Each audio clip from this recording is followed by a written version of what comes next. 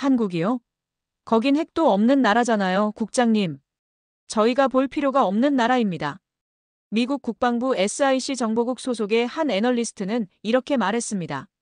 그러나 그는 누군가가 남긴 한 편지를 읽고 눈물을 흘리며 공식 석상에서 모든 걸 발표하겠다고 말합니다. 도대체 그가 읽은 편지는 어떤 것이었을까요? 그리고 그가 발표하겠다는 내용은 무엇이었을까요? 오늘 제가 담아온 장면, 지금 시작하겠습니다. 여러분께 오늘은 제가 직접 본 것들만 모두 말씀드리려고 합니다. 제 이름은 퀸턴 에즐리입니다. 미국 국방부 사이버 전쟁 정보부인 SIC에서 일하고 있어요. 저는 여기서 신호 분석가 일을 한 지 벌써 13년이 되었어요. 초미세 진동이라서 특별한 기계가 잡아주어야 하는 그런 신호들을 잡고 있었죠. 저는 그날 어떤 일들이 일어날지 상상도 못하고 있었습니다. 새벽 28분이었습니다. 3월 17일 밤이었죠. 대부분의 사람들이 잠들어 있을 시간이었는데 저는 사무실에서 깨어 있었어요. 제 앞에는 컴퓨터 화면 7개가 놓여 있었습니다. 각각의 화면에는 서로 다른 무늬들이 나타나고 있었습니다. 심장박동처럼 구불구불한 선들, 매 초마다 바뀌고 있는 숫자들, 그리고 작은 점들로 덮여 있는 지도들이었죠. 사무실 자체는 조용했습니다. 컴퓨터들이 웅웅거리는 소리와 키보드를 톡톡 두드리는 소리만 들리고 있었어요. 그런데 그때였어요. 4번 화면에서 작은 점 3개가 나타났습니다. 완벽하게 같은 간격으로 떨어져 있었어요. 각각 정확히 1초씩 지속되고 있었습니다. 삑, 삑, 삑. 그리고 아무것도 없었어요. 느낌이 너무 쎄했습니다. 13년 동안 이런 건 본 적이 없었거든요. 화면 가까이 몸을 기울이며 그 신호를 다시 들어봤어요. 소리는 북태평양 어딘가에서 오고 있었습니다. 우리가 조용한 구역이라고 부르는 곳에서요. 보통은 아무 일도 일어나지 않는 그런 곳이었거든요.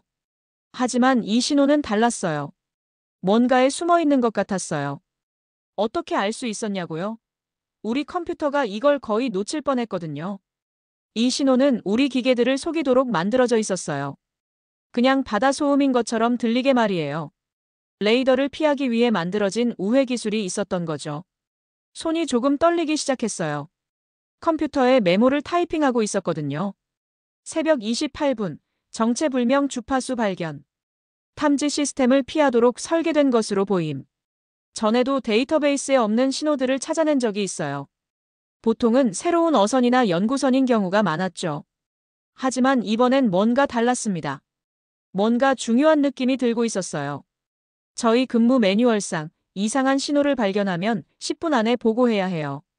보고서를 작성해서 제 상사에게 보냈고 그분이 또 위에 보내고 그렇게 해서 긴급 상황 시 백악관까지 전달되어 결정을 내리는 중요한 사람들까지 전달되는 거죠.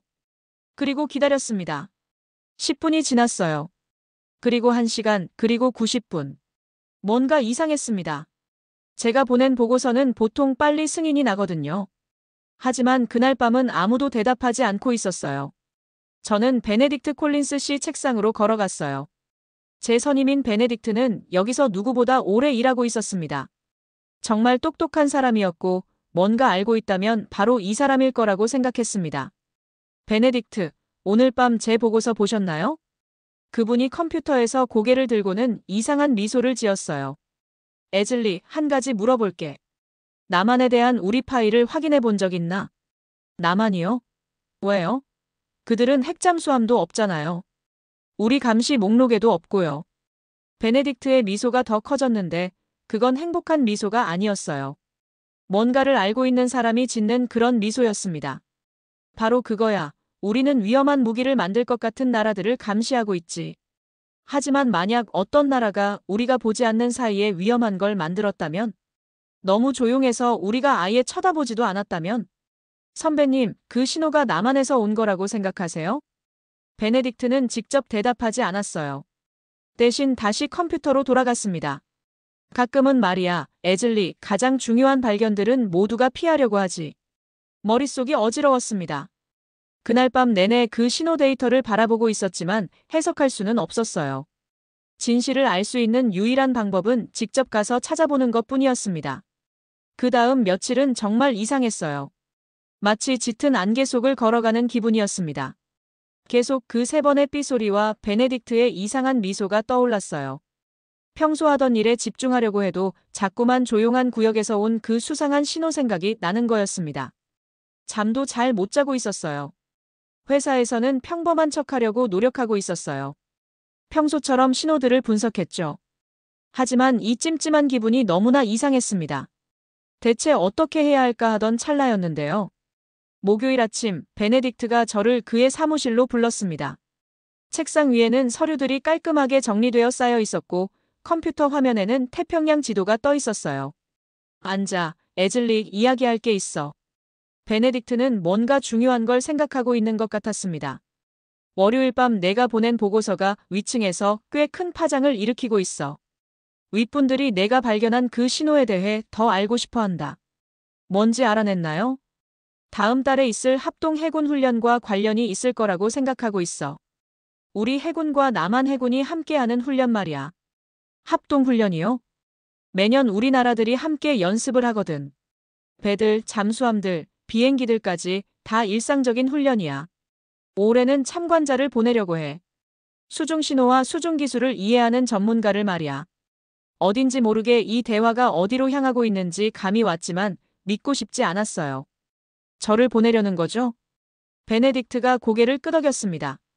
내가 그 신호를 발견했어.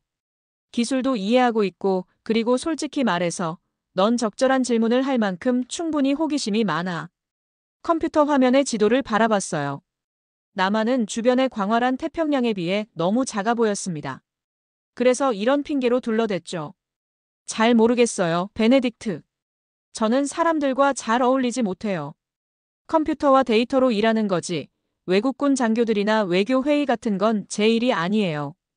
바로 그런 점 때문에 내가 이 일에 완벽하다는 거야. 베네딕트가 또 말했어요.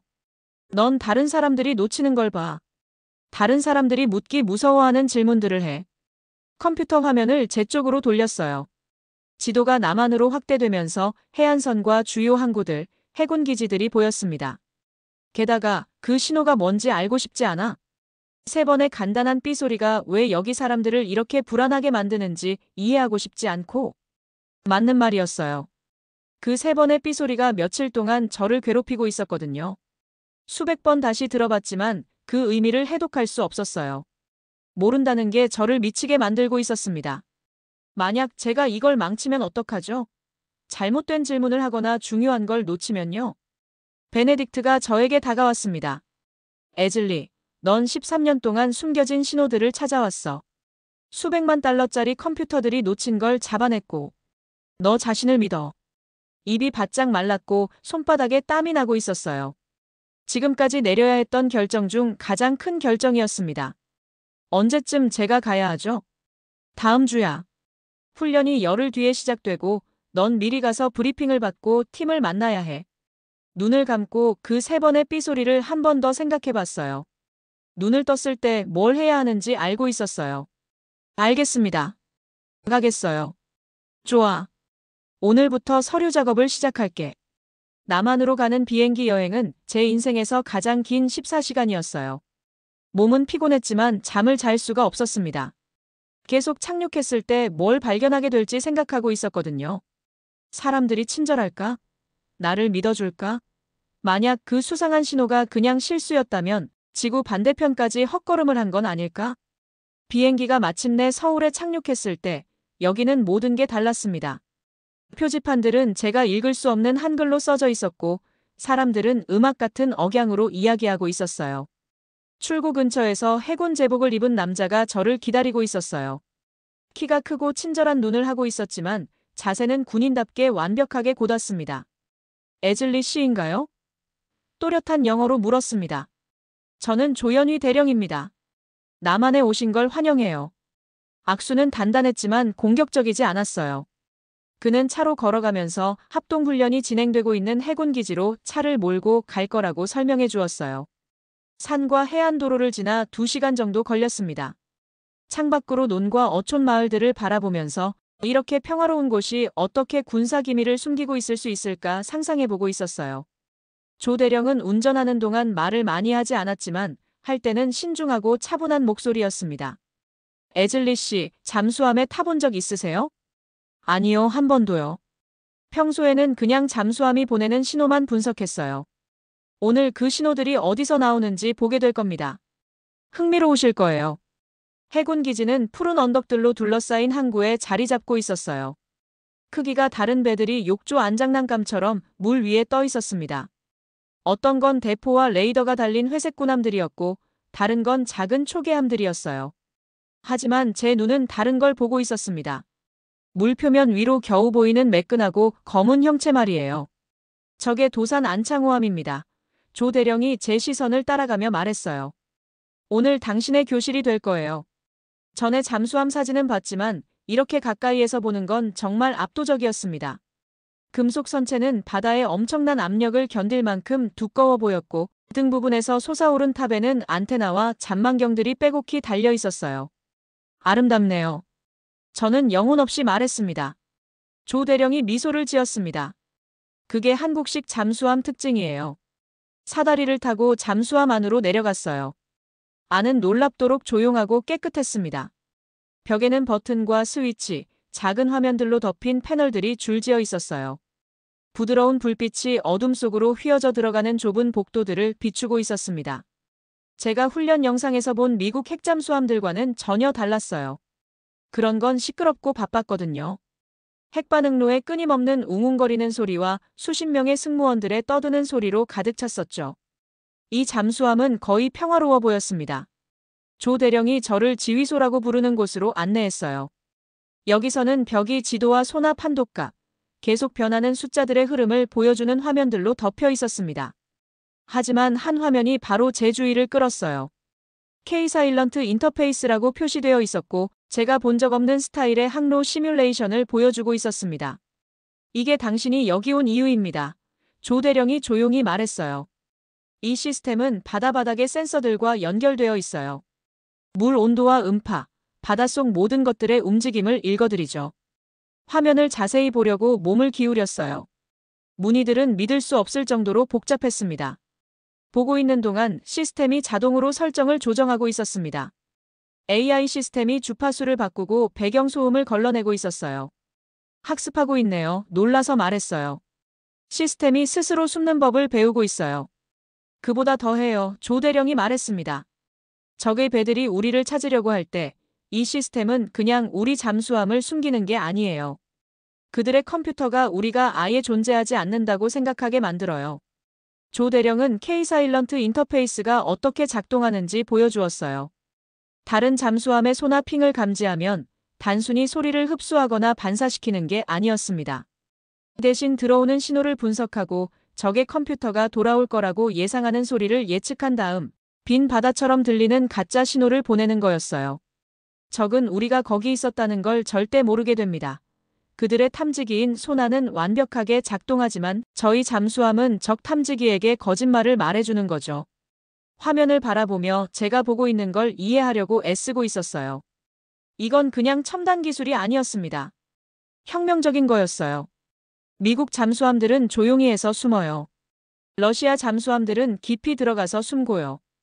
하지만 이 잠수함은 다른 컴퓨터들이 자신의 존재를 잊어버리게 만들어서 숨는 거였습니다. 이 기술을 얼마나 오래 가지고 계셨나요? 여러 해 동안 개발해 왔어요. 하지만 최근 개선 사항들은 조 대령이 말을 멈추고 저를 유심히 바라봤습니다. 그게 당신이 지난주 우리 신호를 탐지한 이유입니다. 입이 떡 벌어졌어요. 그게 당신들이었어요? 조용한 구역에서 들린 그 3번의 삐소리요? 시험 전송이었어요. 우리의 새 시스템이 당신들의 감시소에 탐지되지 않고 통신할 수 있는지 보려고 했어요. 거의 성공했다고 볼 수 있죠. 어지러웠어요. 이 모든 조사를 시작하게 한 그 수상한 신호는 적이나 위협으로부터 온 게 아니었습니다. 수중 전쟁의 모든 걸 바꿀 수 있는 기술을 시험하고 있던 동맹국으로부터 온 거였어요. 왜 이걸 저에게 보여주는 거예요? 하고 물었어요. 이건 기밀이어야 하는 거 아닌가요? 조 대령이 한참 동안 조용했어요. 뭔가 중요한 걸 결정하려는 듯 제 얼굴을 살펴보고 있었습니다. 내일 당신은 전쟁 자체에 대한 생각을 바꿀 만한 걸 보게 될 거니까요. 이 잠수함은 시작일 뿐이에요. 진짜 비밀은 우리가 뭘 만들었느냐가 아니라 왜 만들었느냐입니다. 솔직하게 저는 여기 와서 일반적인 군사기술을 볼 거라고 예상했었어요. 새로운 잠수함 탐지 소나 시스템이나 개선된 어뢰 같은 것들 말이에요. 대신 해전에 대해 제가 알고 있다고 생각했던 모든 걸 뒤흔드는 걸 발견했습니다. 다음 날 아침이었어요. 조 대령이 저를 정말 예상치 못한 곳으로 데려가고 있었습니다. 잠수함이나 훈련장으로 가는 게 아니라 박물관처럼 생긴 조용한 건물로 가고 있었어요. 건물 밖에 한글로 적힌 간판이 걸려 있었는데 조 대령이 번역해주고 있었습니다. 기억의 전시관이에요. 조 대령이 간단하게 말했어요. 여기서 우리가 왜 다른 길을 선택했는지 이해하게 될 겁니다. 안으로 들어가니 정말 조용하고 평화로운 분위기가 감돌고 있었어요. 부드러운 조명이 유리 진열장들을 비추고 있었는데 그 안에는 오래된 사진들과 손으로 쓴 편지들, 그리고 제가 본 적 없는 군사 장비들이 놓여 있었습니다. 공기에서는 오래된 책과 가구 광택제 냄새가 나고 있었어요. 우리가 처음 들어간 방에는 흑백 사진들이 가득 걸려 있었어요. 믿을 수 없을 정도로 젊어 보이는 군인들이 찍힌 사진들이었죠. 어떤 사람들은 카메라를 향해 웃고 있었고 다른 사람들은 진지하게 앞을 바라보고 있었습니다. 이분들은 우리나라를 지키기 위해 싸우신 분들입니다. 많은 분들이 집으로 돌아오지 못했어요. 이름은 모르지만 그분들의 희생을 기억하고 있습니다. 전시관 안쪽으로 들어가면서 전시품들이 점점 더 개인적인 느낌이 나고 있었어요. 정성스럽게 쓴 손편지들이 있었는데 어떤 건 한글로, 어떤 건 영어로 쓰여 있었습니다. 그 중에서 제 또래가 쓴 것 같은 편지 하나가 눈에 들어왔어요. 영어 번역을 읽어보니 이렇게 적혀 있었습니다. 사랑하는 어머니, 이 전쟁이 빨리 끝났으면 좋겠어요. 집에 돌아가서 어머니 텃반지를 도와드리는 꿈을 꾸고 있습니다. 목이 메어오고 있었어요. 이건 그냥 역사가 아니었어요. 저와 똑같이 가족도 있고 꿈도 있고 두려움도 있었던 진짜 사람들의 이야기였던 거죠. 다음 방은 좀 달랐어요. 사진이나 편지 대신에 기술 도면들과 공식 문서들이 가득 전시되어 있었습니다. 조 대령이 핵무기 개발 계획서 1960년대라고 소리내어 읽었습니다. 계획서 거부됨. 진열장 안에는 세세한 계획서들과 계산이 빼곡히 적힌 두꺼운 파일들이 들어있었어요. 이건 그냥 아이디어나 제안서가 아니었습니다. 핵무기를 만드는 완전한 설계도였어요. 그런데 모든 페이지에 빨간 잉크로 프로젝트 중단과 대안 방법 필요라는 도장이 찍혀 있었습니다. 우리는 만들 수 있었어요. 조 대령이 말하고 있었습니다. 지식도 있었고 재료도 있었고 동기도 있었어요. 이웃 나라들이 핵무기를 가지고 있었거든요. 쉬운 선택이었을 거예요. 저는 그 문서들을 바라보며 물었어요. 그런데 만들지 않기로 선택하신 거예요? 우리는 기억하기로 선택했어요. 조 대령이 저를 방 한가운데로 데려갔는데 거기에는 유리 진열장 안에 물건 하나가 혼자 놓여 있었습니다. 그냥 오래된 군용 물통이었어요. 금속이 발에서 연한 녹색이 되어 있었고 뚜껑에는 작은 사슬이 달려 있었습니다. 이건 김민수 일병의 것이었어요.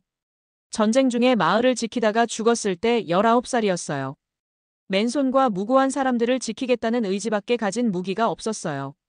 물통 아래 명패를 자세히 읽어보고 있었어요.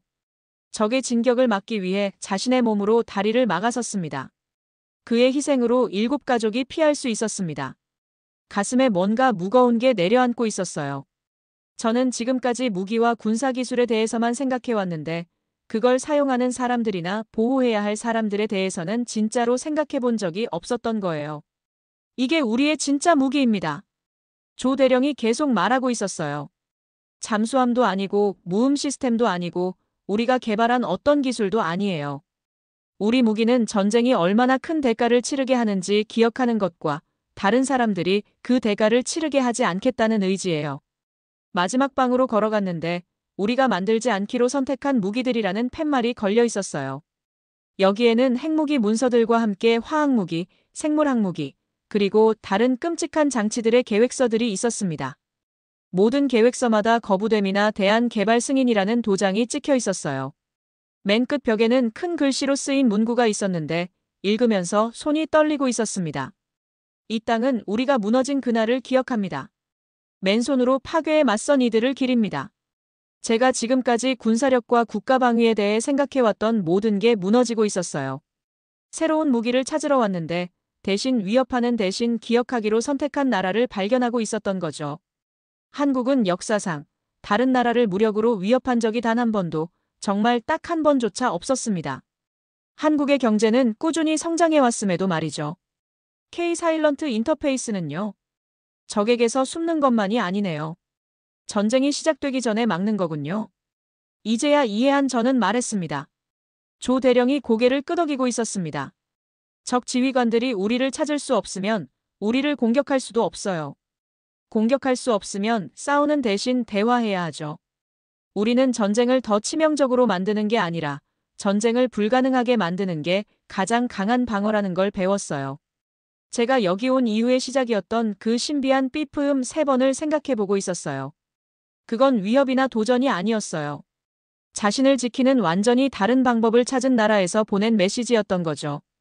우리는 전쟁을 끝내는 방법을 배운 나라가 아니에요. 우리는 전쟁을 절대 잊지 않는 방법을 배운 나라예요. 조 대령의 마지막 말이었습니다. 기억의 전시관을 나서면서 들어갈 때와는 완전히 다른 사람이 된 기분이었어요. 군사 기밀을 찾는 신호 분석가로 왔는데 가장 강력한 무기는 금속이나 폭발물로 만들어지는 게 아니라는 걸 알게 된 거죠.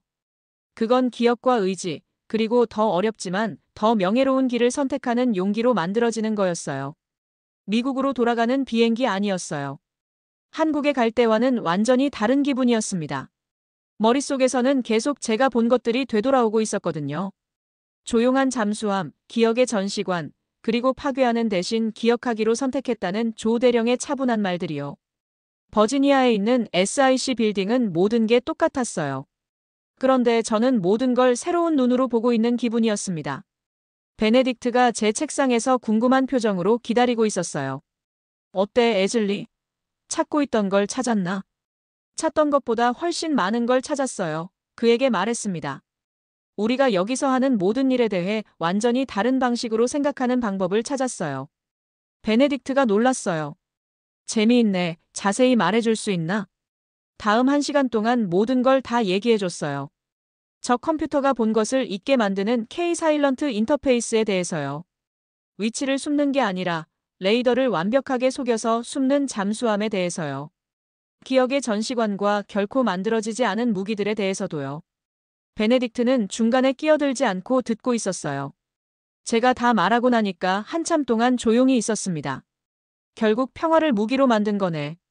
더 큰 총을 만드는 대신에 총이 필요 없게 만드는 더 좋은 방법을 만든 거군. 정확합니다. 그리고 그게 효과가 있는 이유는 기술보다 더 깊은 것에 바탕을 두고 있기 때문이에요. 전쟁이 실제로 얼마나 큰 대가를 치르게 하는지에 대한 기억에 바탕을 두고 있거든요. 다음 며칠은 정식 보고서를 쓰느라 정신없이 지나갔어요.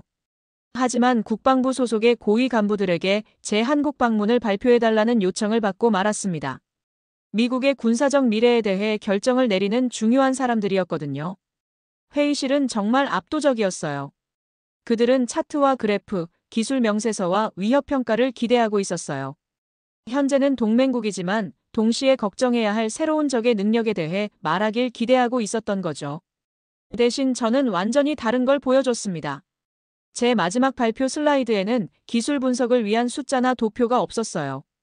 그냥 글자만 있었습니다. 어떤 나라들은 핵무기로 세상을 지배하고 통제하려 했습니다. 한 나라는 핵무기를 갖지 않기로 선택해서 세상을 멈췄어요. 그들의 무기는 기술이 아닙니다. 기억이에요. 회의실이 완전히 조용해졌어요. 누군가 펜을 똑똑 치는 소리가 들리고 있었습니다.